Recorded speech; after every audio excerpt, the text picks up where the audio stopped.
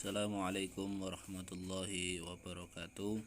Berjumpa kembali di mata pelajaran KNU-an.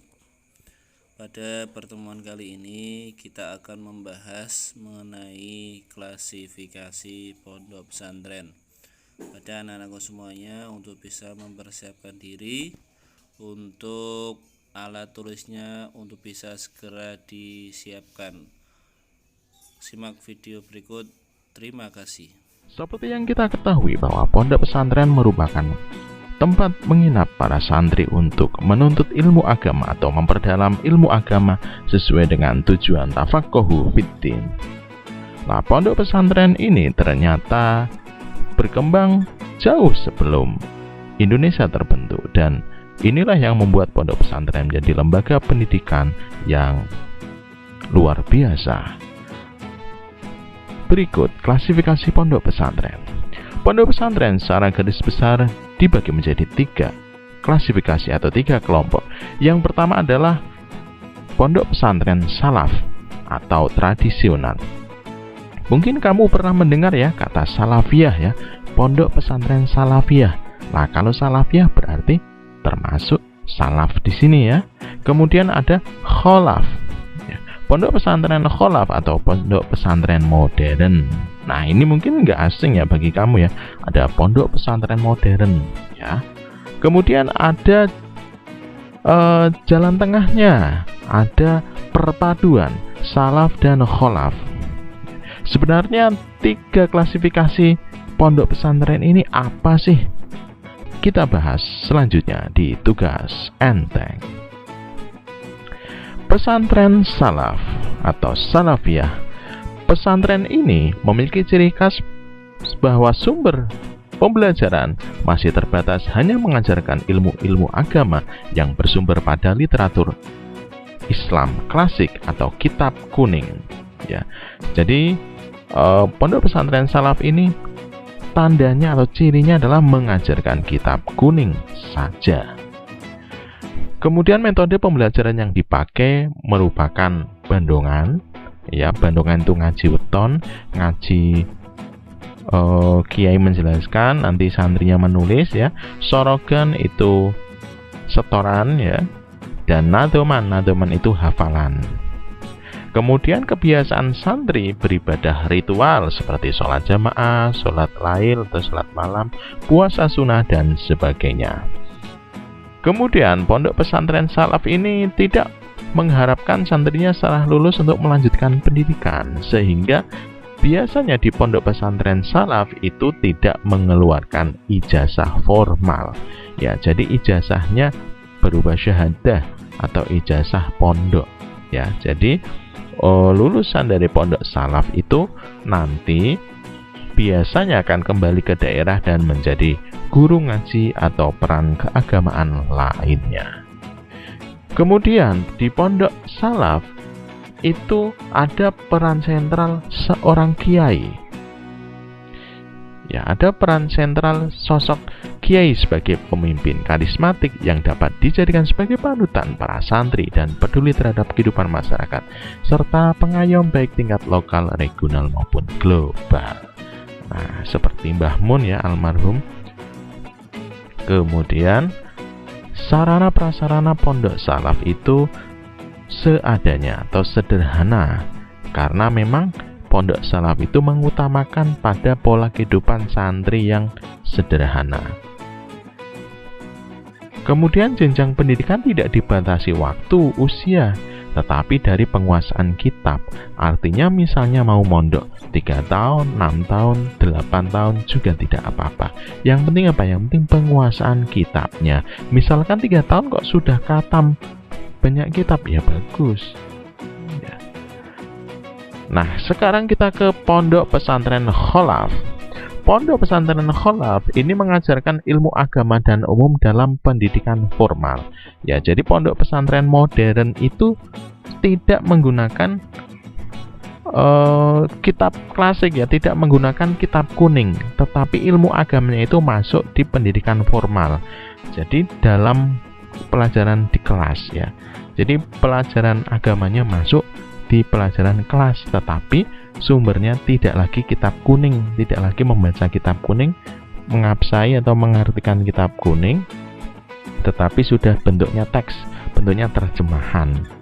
Nah, biasanya ini bentuknya sudah sekolah ya, asrama, tetapi ada pelajaran agamanya yang relatif banyak. Itu pesantren kholaf.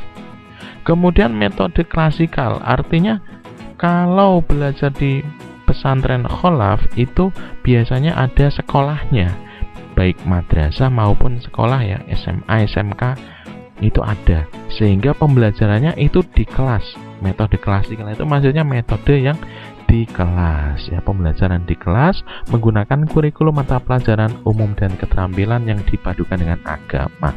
Terus kehidupan santrinya sesuai pendidikan formal, artinya ya sesuai dengan pendidikan, misalnya pagi sekolah, nanti siangnya nanti ada kegiatan, sorenya misalnya ada ekstrakurikuler dan seterusnya. Itu jadi tidak setelah sekolah itu nggak ngaji kitab ya, itu pesantren kholaf itu seperti itu.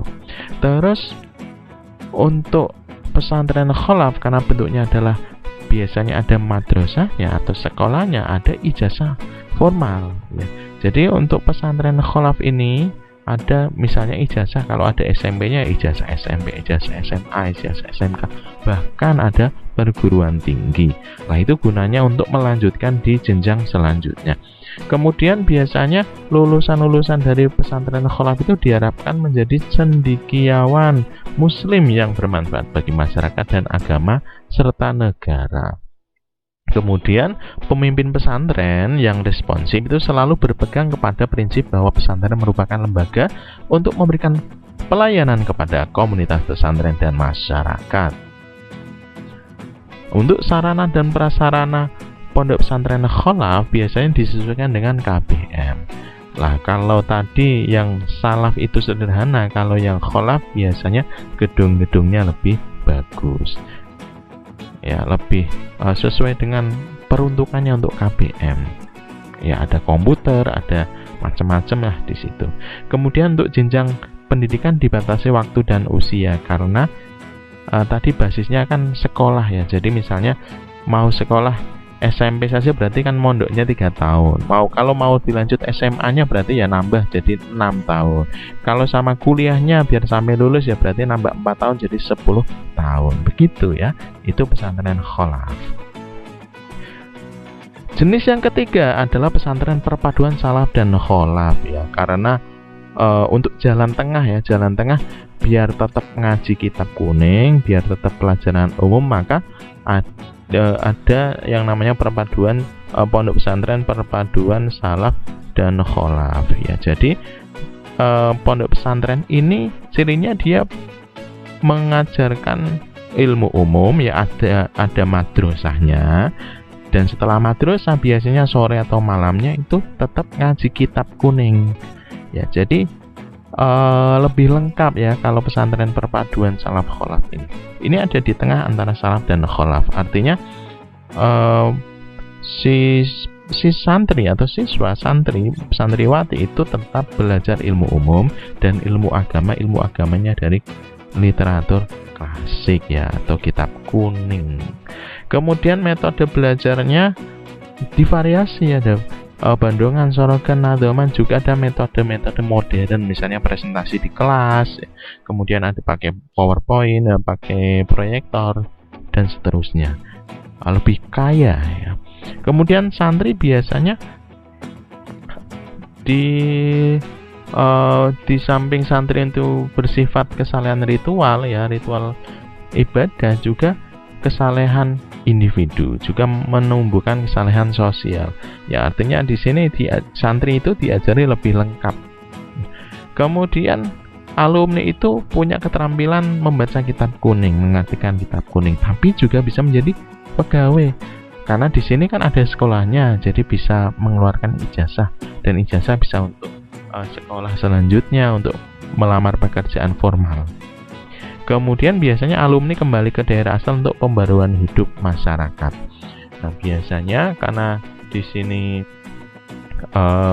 punya pendidikan formal juga bisa mengajari masyarakat dalam hal-hal formal, sehingga pendidikan desanya atau daerahnya itu lebih maju. Nah, tetapi ini kalau di perpaduan salaf dan kholaf itu tetap ada figur kiai. Kiainya biasanya yang dijadikan figur teladan itu adalah kiai sepuh ya, kiai yang paling tua sebagai acuan utama. Sarpras tetap sesuai kebutuhan pembelajaran KBM, tetapi juga bersifat masih sederhana.